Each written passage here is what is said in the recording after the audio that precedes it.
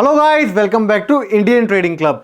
आज हम लोग डिस्कस करने वाले हैं कि किस तरीके से साइक्लिकल इन्वेस्टमेंट किए जा सकते हैं। अगर मैं स्टॉक्स की बात करूं इंडियन स्टॉक मार्केट में, देखिए स्टॉक्स में अगर आपको इन्वेस्टमेंट करना है तो मल्टीपल अप्रोच आप लोग यूज कर सकते हैं।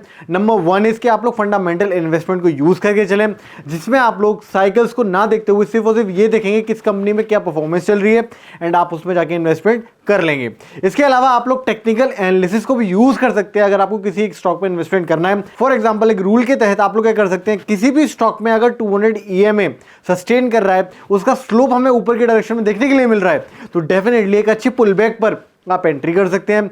चांसेस आर वेरी हाई कि कंपनी अगर थोड़ा भी सस्टेन करेगा 200 EMA के ऊपर, तो डेफिनेटली आपको एक अच्छी रिटर्न देखने के लिए मिल सकते हैं in the short term as well as in the long run. अब इसी में अगर एग्जिट की बात कर लीजिए फटाफट से, तो एग्जिट आप कब करेंगे? एग्जिट आप तब कर सकते हैं जब कंपनी 200 EMA को लूज कर रही हो, आप लोग अपने पोर्टफोलियो को एग्जिट कर सकते हैं। अब मैंने यहां पर आपको एक चीज बोली है, कंपनी 200 EMA के ऊपर चल रही हो, इसका मतलब सिर्फ और सिर्फ ये है कि कंपनी का जो स्टॉक है वो 200 EMA के ऊपर, 200 एक्सपोनेंशियल मूविंग एवरेज के ऊपर अगर चल रहा है, तो definitely it's a positive sign. तो ये कुछ मल्टीपल अप्रोचेस हो गए जिस तरीके से आप इन्वेस्टमेंट कर सकते हैं स्टॉक्स में। बट आज का जो टॉपिक है वो है सिक्लिकल इन्वेस्टमेंट इन स्टॉक्स। देखिए स्टॉक्स को आपको समझना पड़ेगा कि किसी भी स्टॉक को एक इंडस्ट्री की तरह लीजिए। आप इससे सिर्फ और सिर्फ ये मत देखिए कोई एक स्टॉक आपको देखने के लिए मिल रहा है, किसी एक स्टॉक का आपको प्राइस देखने के लिए मिल रहा है, बट रेदर आपको एक चीज समझते हुए चलनी है कि कोई भी स्टॉक जो आपको देखने के लिए मिल रहा है, जो भी उसका प्राइस आ रहा है, वो आ रहा है किस बेसिस पे? वो आ रहा है इस बेसिस पे कि मार्केट में जो भी उसका प्रोडक्ट है, जिस किसी भी कंपनी का एक प्रोडक्ट है, वो जब सेल हो रहा है तो उससे प्रॉफिट एंड लॉस हो रहे हैं, वो रिफ्लेक्ट आपको होते हुए दिखते हैं स्टॉक के प्राइस में। जब आप इस पूरी प्रोसेस को अच्छी तरीके से समझते हैं तब आप जाके एक अच्छे इन्वेस्टर बन पाते हैं। ट्रेडिंग में ये बहुत ज़्यादा मैटर नहीं करता है कि आपकी जो कंपनी है वो किस सेक्टर में काम कर रही है, बट आपको प्राइस से ज़्यादा मतलब होता है। बट नेवरदलेस अगर आप लोग इन्वेस्टमेंट कर रहे हैं तो डेफिनेटली आपको ये चीज़ पता होनी चाहिए, जो कि डेफिनेटली बेनिफिशियल रहती है आपके इन्वेस्टमेंट जर्नी में। तो आज जो हम लोग टेक्निक देखने वाले हैं वो देखने वाले हैं साइक्लिकल इन्वेस्टमेंट इन स्टॉक्स। अब इसमें सबसे बड़ा बेनिफिट क्या है? इसमें सबसे बड़ा बेनिफिट ये है कि आप अपने रिटर्न्स को मैक्सिमाइज कर सकते हैं अगर आप अच्छी तरीके से साइक्लिकल इन्वेस्टमेंट की थ्योरी को फॉलो करते हैं। इसके अलावा आपकी जो रीशफलिंग है वो भी आपको सही टाइम पे होती हुई दिखेगी पोर्टफोलियो की। देखिए पोर्टफोलियो एक्टिवली मैनेज किए जाते हैं, पोर्टफोलियो पैसिवली मैनेज किए जाते हैं। पैसिव मैनेजमेंट का मतलब क्या है? पैसिव मैनेजमेंट का मतलब है कि आपने हर महीने लगातार पैसे इन्वेस्ट करने हैं, आपको डायरेक्टली इस चीज़ से मतलब नहीं है कि कौन सा स्टॉक आपने खरीदना है फिर बेचना है। एक तरीका यहाँ पे देखने के लिए मिलता है SIPs का। सिस्टमैटिक इन्वेस्टमेंट प्लान में आप लोग ये चीज कर रहे होते हैं। म्यूचुअल फंड्स में जब आप इन्वेस्टमेंट कर रहे होते हैं तो आपको इस बात से कोई मतलब नहीं है कि कौन सा स्टॉक आ रहा है कौन सा स्टॉक जा रहा है, बट रेदर एक बकेट ऑफ स्टॉक्स में आप इन्वेस्ट कर रहे होते हैं through the SIPs, through the mutual funds. But अगर आप खुद से इन्वेस्टमेंट करना चाहते हैं तो डेफिनेटली आपको साइक्लिकल इन्वेस्टमेंट की थ्योरी को एक बार देख लेना चाहिए, एक बार समझना चाहिए, पढ़ना चाहिए। इससे डेफिनेटली आपके पास एक अच्छी स्ट्रेटजी डेवलप होने के चांसेस काफ़ी हाई हो जाते हैं। अब चलते हैं हमारे रूल्स को समझते हैं, किस तरीके से साइक्लिकल इन्वेस्टमेंट अगर आपको करना है स्टॉक्स में तो क्या मेजर पॉइंटर्स हैं जो आपको ध्यान में रखने चाहिए। तो देखिए नंबर 1 जो पॉइंट है वो है रिसर्च फेज। आपको किसी भी कंपनी में अगर इन्वेस्टमेंट करना है तो आपको सबसे पहले एक अच्छी रिसर्च कर लेनी है कि कंपनी के प्रोडक्ट्स क्या हैं। फॉर एग्जांपल अगर आपको ऑटोमोबाइल इंडस्ट्री में इन्वेस्टमेंट करना है तो आपके पास स्टॉक्स निकल के आ जाते हैं, टाटा मोटर्स निकल के आ गया, या फिर आप ले लीजिए हीरो मोटर्स निकल के आ गया। इसके अलावा आपके पास है मारुति सुजुकी एटसेट्रा। तो इस तरीके के आपको स्टॉक्स देखने के लिए मिल जाते हैं ऑटोमोबाइल इंडस्ट्री में। तो आप जब भी रिसर्च करेंगे किसी भी स्टॉक को लेकर तो आपको समझना है किस इंडस्ट्री में वो आता है। अब जब जिस इंडस्ट्री में आपको पता चल गया वो आता है तो गवर्नमेंट की पॉलिसीज क्या है उस इंडस्ट्री को लेकर, ये बहुत इंपॉर्टेंट है समझना। देखिए सरकार हमेशा चाहती है कि जो भी उद्योग है, जो भी बिजनेस है वो ग्रो करें, क्योंकि अगर बिजनेस ग्रो करेंगे तो उससे रिलेटेड इकोनॉमी ग्रो करेगी, और इकोनॉमी अगर ग्रो करेगी तो ओवरऑल जो सिस्टम है वो काफी स्ट्रेंथ हमें देखने के लिए मिलेगी सिस्टम में। अगर आपको गवर्नमेंट की पॉजिटिविटी दिखती है किसी भी एक पर्टिकुलर सेक्टर को लेके, then it's a very great sign. तो हो सकता है आने वाले टाइम में जो कंपनीज के स्टॉक्स हैं वो आपको अच्छे रिटर्न्स देखने के लिए मिले, क्योंकि ओवरऑल जो बिजनेस की कंडीशन है वो कंड्यूसिव है because of the government intervention. तो ये एक पॉइंट में आपको बताया कि किस तरीके से आप लोग रिसर्च फेज में अगर जाते हैं तो आपको गवर्नमेंट पॉलिसीज हो गए, कंपनी की जो फॉरवर्ड लुकिंग एस्पेक्ट्स है, कंपनी किस तरीके से खुद को देखती है 5 से 10 साल की रेंज में, वो आपको समझ में आना चाहिए। इसके अलावा अगर आप एंट्री की बात करें तो एंट्री 2 तरीके से यहाँ पे आपको लेनी है। नंबर 1, अगर आपको किसी कंपनी में क्वार्टर ऑन क्वार्टर ग्रोथ देखने के लिए मिलती है तो डेफिनेटली आप इन्वेस्टमेंट के बारे में सोच सकते हैं। इसके अलावा अगर आपको टेक्निकली किसी एक स्टॉक में अच्छा इन्वेस्टमेंट देखने के लिए मिल रहा है, तब भी आप लोग एक बार को सोच सकते हैं कि मेरे को एंट्री बना लेनी है इस पर्टिकुलर स्टॉक में। जैसा कि मैंने आपको बताया कि अगर आपको टेक्निकल समझना है तो आप सिंपल सी चीज समझ लीजिए, 200 एक्सपोनेंशियल मूविंग एवरेज की लाइन आप लगा लीजिए अपने स्टॉक चार्ट के ऊपर। अगर उसका स्लोप इस तरीके से अपवर्ड ट्रेंडिंग आपको देखने के लिए मिल रहा है, then it's a positive sign कि प्राइस जो है वो एक अप ट्रेंड में चल रहा है, एक बड़े टाइम फ्रेम के ऊपर, डेली टाइम फ्रेम के ऊपर। तो डेफिनेटली अगर कंपनी थोड़ा भी अच्छे परफॉर्म करती है तो प्राइस में और अच्छा अप्रिसिएशन देखने के लिए मिल सकता है। तो ये सिंपल सी टेक्निकल एनालिसिस भी आप लोग यूज कर सकते हैं साथ में। ये तो मैंने एक एग्जांपल बताया, इसके अलावा भी आप लोग एडवांस स्टडीज कर सकते हैं।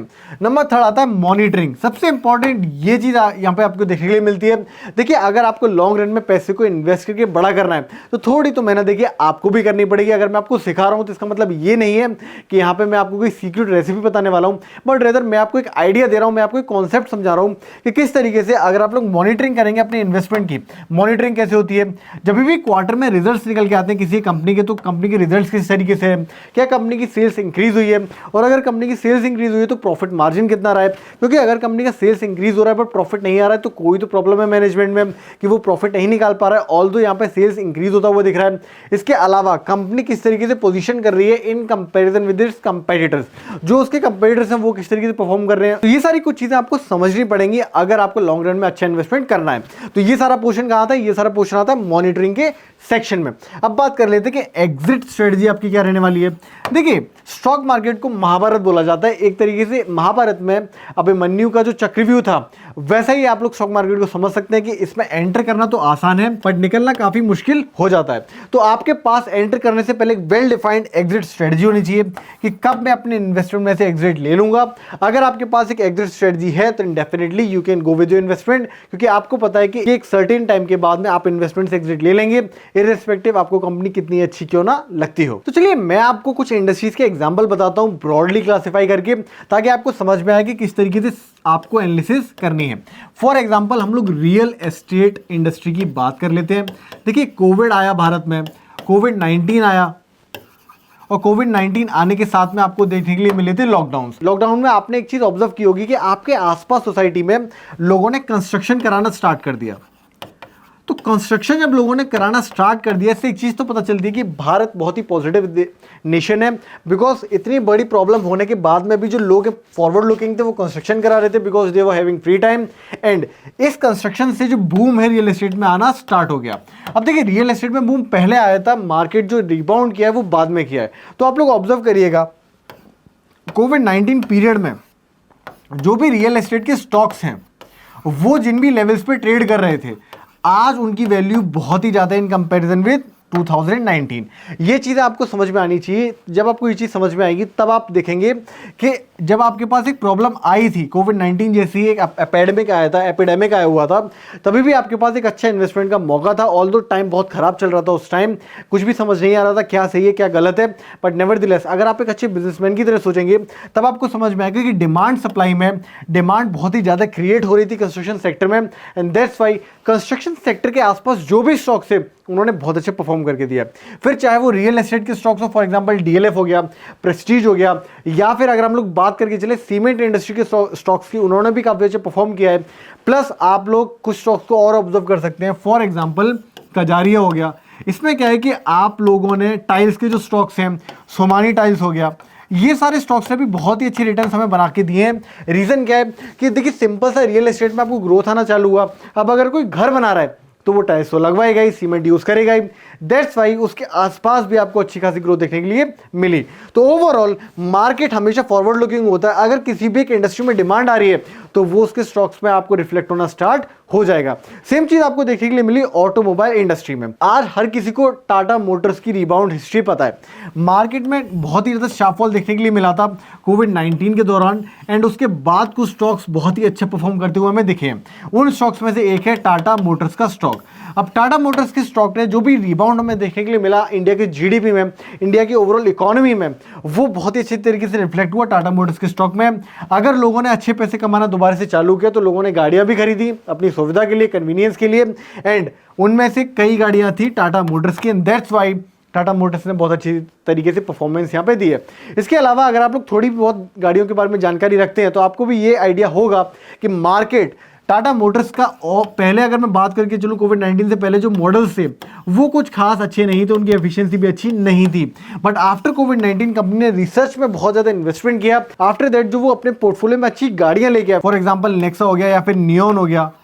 इसके अलावा आप सफारी का न्यू मॉडल देख लीजिए। And apart from that many other cars are there, जैसे टाटा पंच हो गया, फिर ईवी में भी ये लोग आ रहे हैं। तो इस तरीके से आपको समझ में आता है कि प्रोडक्ट्स टाटा मोटर्स ने इंप्रूव किए एंड वो जो इंप्रूवमेंट था आज वो स्टॉक प्राइस में रिफ्लेक्ट होता है। स्टॉक अराउंड 1000 के लेवल्स के आसपास आपको ट्रेड करता हुआ दिख रहा है। तो आपको चीज़ें समझ में आनी चाहिए कि किस तरीके से इंडस्ट्री का इंपैक्ट पड़ता है एक स्टॉक के ऊपर। एंड वो स्टॉक में अगर आप इन्वेस्टमेंट करते हैं सही टाइम पर, अपनी नॉलेज के हिसाब से, अपनी रिसर्च को सही रखते हुए, तब आप भी अच्छे पैसे कमा सकते हैं। अब देखिए इस स्ट्रेटजी में आपको मैं ये चीज़ समझाना चाह रहा हूँ कि अगर आप थोड़ा भी टेक्निकल देखना जानते हैं तो आपको एक चीज़ समझ में तो आ गई होगी। नंबर 1, जो भी इंडस्ट्री है वो अच्छी होनी चाहिए, वो ग्रोइंग इंडस्ट्री होनी चाहिए। नंबर 2, जो भी स्टॉक है उसका पी रेशियो जो है वो आपको सस्ता मिलना चाहिए। सस्ते पी रेशियो का मतलब है अगर 20 के नीचे आपको पी रेशियो देखने के लिए मिल रहा है तो वो एक सस्ता पी रेशियो निकल के आ जाता है। इसके अलावा कंपनी की जो डेट है, कंपनी ने जो कर्जा ले रखा है वो भी लिमिट में होना चाहिए। कंपनी का जो डेट है वो इतना ज़्यादा नहीं होना चाहिए कि वो सस्टेन ही ना कर पाए। देखिए कंपनी को कर्जा तो लेना ही पड़ेगा, because if they want to do business they have to take some credit, otherwise वो लोग नहीं काम कर पाएंगे। तो वो जो कॉस्ट ऑफ रनिंग बिजनेस है वो निकालने के लिए कंपनी अक्सर डेट लेती है। बट अगर वो सर्विसेबल डेट है, अगर वो डेट उनकी सेल से जो प्रॉफिट उन्हें देखने के लिए मिलेगा वहां से सर्विस हो जाती है, तो डेफिनेटली आप लोग वहां पर इन्वेस्टमेंट के बारे में सोच सकते हैं। प्लस अगर आपने इतनी सारी चीज़ें देखी हैं, इसके बाद आप लोग क्या कर सकते हैं, screener.in पे जाइए। ये एक वेबसाइट है screener.in, जहां पर आप लोग जाके फाइनेंशियल रेशियोज को देख सकते हैं। जब आप screener.in पे जाएंगे तो वहां पे आप पी रेशियो का वहां पे फिल्टर डाल दीजिए। इसके अलावा प्राइस टू, इसके अलावा कंपनी की जो क्वार्टर एंड क्वार्टर अर्निंग्स की ग्रोथ है वो भी आपको 2% से ज़्यादा होनी चाहिए। अगर क्वार्टर ऑन क्वार्टर रेवेन्यू 2% से ज़्यादा आपको इंक्रीज होता हुआ दिख रहा है, वो भी एक बहुत ही अच्छा पॉजिटिव साइन है किसी भी कंपनी के बारे में। ये मेजर फैक्टर्स मैंने आपको बता दिए। इन चीज़ों को देख के, इन चीज़ों को अगर आप ऑब्जर्व करेंगे तो आपके पास एक अच्छी लिस्ट निकल के आ जाती है स्टॉक्स में इन्वेस्ट करने के लिए। अब बात कर लेते हैं कि टेक्निकली किस तरीके से आपको स्टॉक्स में इन्वेस्टमेंट करना है। देखिए नंबर 1, अगर आप मंथली टाइम फ्रेम पे जाएंगे तो मंथली टाइम फ्रेम पे जो 200 EMA है वो अपवर्ड स्लोप करना चाहिए। देन वीकली टाइम फ्रेम पे भी अपवर्ड स्लोप होना चाहिए एंड डेली टाइम फ्रेम पे भी अपवर्ड स्लोप होना चाहिए। तो आपने मल्टीपल टाइम फ्रेम एनालिसिस करनी है। अपार्ट फ्रॉम दैट मार्केट में मंथली टाइम फ्रेम के ऊपर higher highs as well as higher lows का पैटर्न बनना चाहिए। अब आपकी जो एग्जैक्ट एंट्री है वो कहाँ आती है, एग्जैक्ट एंट्री तब आती है जब डेली चार्ट्स के ऊपर मार्केट 200 EMA को टच कर रहा होगा, तब आप लोग उस पर्टिकुलर स्टॉक में इन्वेस्टमेंट के बारे में सोच सकते हैं, क्योंकि अच्छी वैल्यू आपको टेक्निकली मिलेगी 200 EMA पर। इसके अलावा आप लोग इंडियन ट्रेडिंग क्लब पर जाइए, वहां पर आपको बहुत ही अच्छी स्विंग ट्रेडिंग स्ट्रेटजीज मिल जाती हैं, वो भी आप लोग अप्लाई कर सकते हैं using these factors as well as the fundamental theories जो मैंने आपको भी बताई है। तो इस तरीके से आप लोग इन्वेस्ट कर सकते हैं साइक्लिकल स्टॉक्स में। साइकिल को समझना इंपॉर्टेंट है कि बिजनेस की साइकिल किस तरीके से चल रही है। ऑटोमोबाइल की साइकिल अलग चलती है, इसके अलावा फार्मा की साइकिल अलग चलती है। चलिए मैं एक रिसेंट एग्जांपल भी आपके सामने रख देता हूं वीडियो खत्म होने से पहले।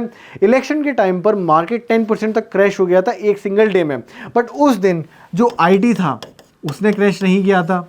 नंबर 2, कंपेरेटिवली उतना क्रैश नहीं किया था। जो फार्मा के स्टॉक्स हैं उन्होंने उतना नहीं किया था क्रैश। इसके अलावा जो FMCG के शेयर्स हैं जैसे कि HUL हो गया या फिर डाबर हो गया, जो कि हमें fast moving consumer good segment में देखने के लिए मिलते हैं, इन स्टॉक्स ने डिफेंसिवली बिहेव किया था। कहने का मतलब मार्केट पूरी तरह टूट गया था, बट HUL जैसे शेयर्स ने क्या किया था, खुद को होल्ड किया था। इनफैक्ट एक अच्छा पॉजिटिव मूवमेंट भी इलेक्शन वाले दिन शो किया था जब मार्केट ऑलरेडी 10% तक क्रैश हो चुका था।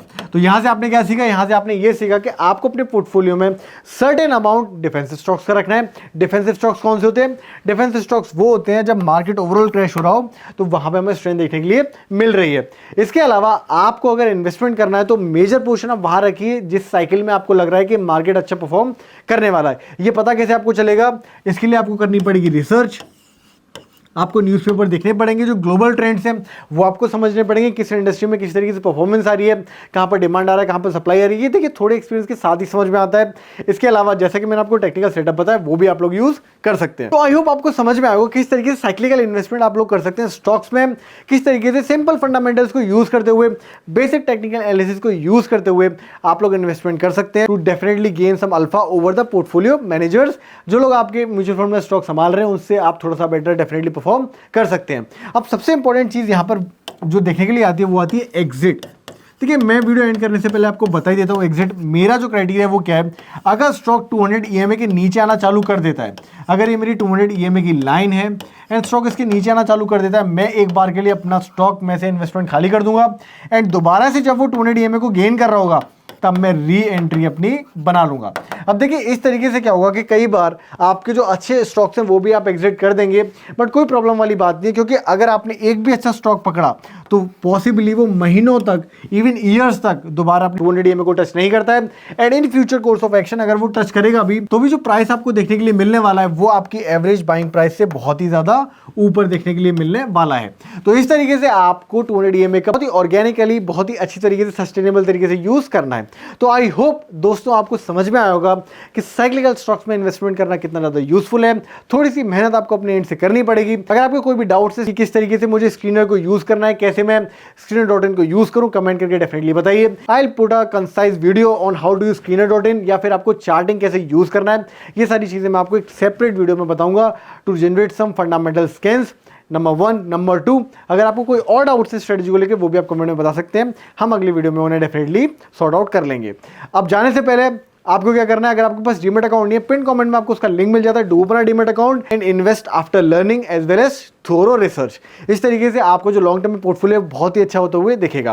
प्लस अगर आपने हमारे यूट्यूब चैनल को सब्सक्राइब नहीं किया है तो never forget to subscribe to our channel, because if you subscribe to our channel उससे हमें काफी मोटिवेशन मिलता है अच्छा काम करने के लिए, अच्छे वीडियोस बनाने के लिए। It definitely helps a lot and do like our videos as well as share our videos, ताकि जिन लोगों के पास ये कंटेंट नहीं है, यूजफुल कंटेंट नहीं है, वहां तक भी ये चीज जाए। बिकॉज एज दे से कि नॉलेज बढ़ाने से बढ़ती है, छिपाने से नहीं बढ़ती है। तो आज की वीडियो में इतना ही रखते हैं, मिलते हैं नेक्स्ट वीडियो में।